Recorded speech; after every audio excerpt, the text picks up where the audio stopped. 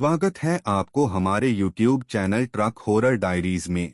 और आज हम लेकर आए हैं एक और नई डरावनी कहानी जो सिर्फ एक भूतिया किस्सा नहीं बल्कि एक ऐसे रहस्य की कहानी है जिसने एक पूरे परिवार की जिंदगी बदल दी।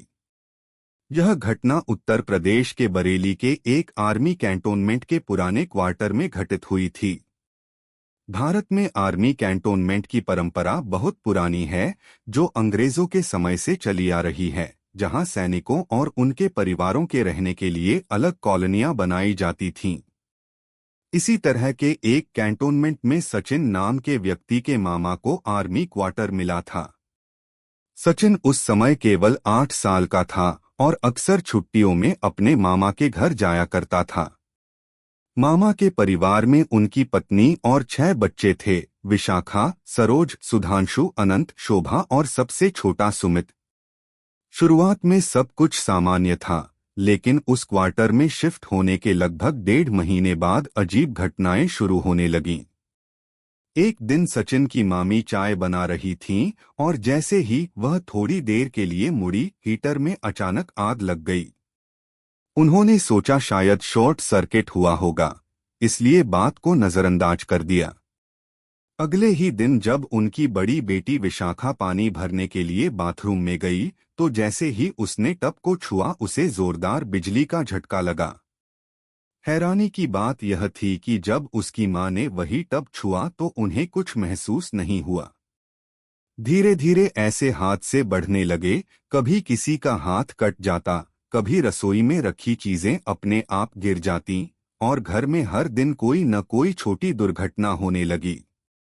परिवार ने सोचा कि शायद घर पुराना है और बिजली की वायरिंग खराब है, इसलिए उन्होंने इन घटनाओं को तकनीकी समस्या समझकर नजरअंदाज कर दिया। लेकिन असली डर तब शुरू हुआ जब एक शाम सभी लोग गर्मी की वजह से छत पर बैठे थे। सुधांशु सचिन की छोटी बहन को गोद में लेकर खड़ा था और सामने अनंत उससे खेल रहा था। अचानक अनंत को लगा कि किसी ने पीछे से सुधांशु को धक्का दिया है, जैसे कोई अदृश्य ताकत उसे गिराने की कोशिश कर रही हो। जैसे ही अनंत ने हाथ बढ़ाकर उसे संभालने की कोशिश की, उसकी हथेली पर किसी तेज चीज से गहरा कट लग गया और खून बहने लगा, जबकि वहां कोई दिखाई नहीं दे रहा था।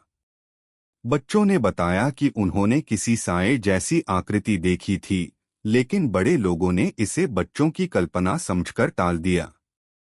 उसी रात लगभग 11:30 बजे विशाखा अचानक डरकर जाग गई और चिल्लाने लगी।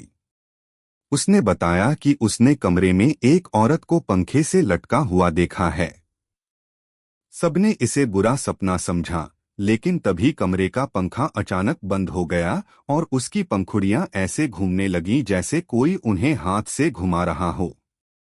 सभी को आवाज सुनाई दे रही थी, लेकिन कोई मानने को तैयार नहीं था। थोड़ी देर बाद सचिन की मां बाथरूम गईं और वहां उन्हें बाल्टी से जोरदार बिजली का झटका लगा और जैसे ही वह बाहर निकली किसी ने पीछे से उन्हें धक्का दे दिया।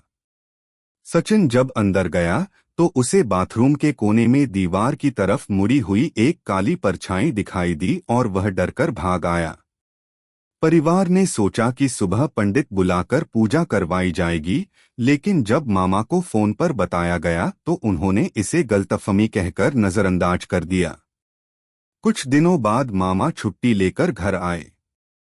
एक रात सभी लोग छत पर खाना खा रहे थे और मामा पानी लेने नीचे रसोई में गए। तभी अचानक बिजली चली गई और चारों तरफ अंधेरा हो गया। मामा माचिस ढूंढ रहे थे कि तभी उन्हें पीछे से पायल की आवाज सुनाई दी। उन्होंने सोचा कि उनकी पत्नी आई है, लेकिन जब उन्होंने माचिस जलाकर पीछे देखा तो वहां एक भयानक चेहरा वाली औरत खड़ी थी, जिसका चेहरा जैसे किसी ने नाखूनों से नोच डाला हो।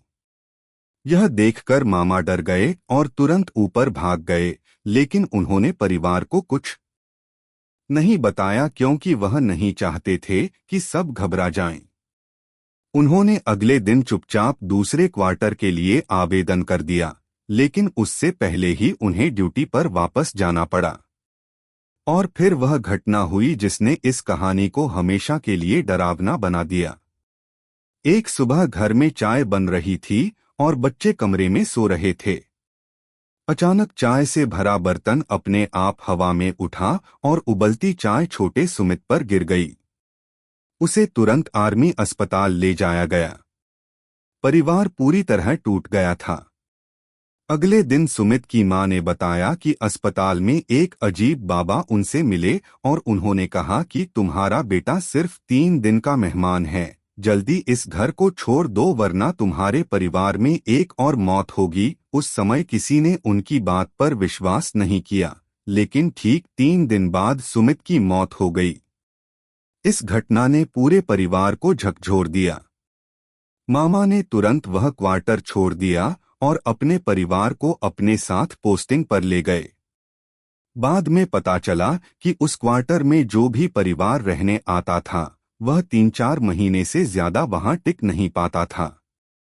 आज वह क्वार्टर पूरी तरह खंडहर बन चुका है और लोग कहते हैं कि वहां अब भी एक अजीब नकारात्मक ऊर्जा महसूस होती है। सचिन जब बड़ा हुआ तो एक बार उस जगह को देखने गया, लेकिन वहां खड़े होते ही उसे ऐसा लगा जैसे कोई अंदर से उसे घूर रहा हो और वह बिना पीछे देखे वहां से लौट आया। इस पूरी कहानी का विश्लेषण करें तो यह सिर्फ एक भूतिया घटना नहीं बल्कि एक ऐसे रहस्य का सिलसिला लगता है जहां लगातार दुर्घटनाएं, बिजली के झटके, अदृश्य ताकतों के धक्के और एक डरावनी स्त्री की झलक एक ही जगह से जुड़ी हुई थी। हो सकता है कि उस क्वार्टर में कभी कोई दर्दनाक घटना घटी हो जिसकी आत्मा आज भी वहां भटक रही हो, या फिर यह जगह किसी अज्ञात ऊर्जा से प्रभावित हो। लेकिन एक बात तय है, उस आर्मी क्वार्टर की कहानी आज भी लोगों के दिलों में डर पैदा कर देती है और जो भी इस कहानी को सुनता है वह सोचने पर मजबूर हो जाता है कि क्या सच में कुछ ऐसी शक्तियां होती हैं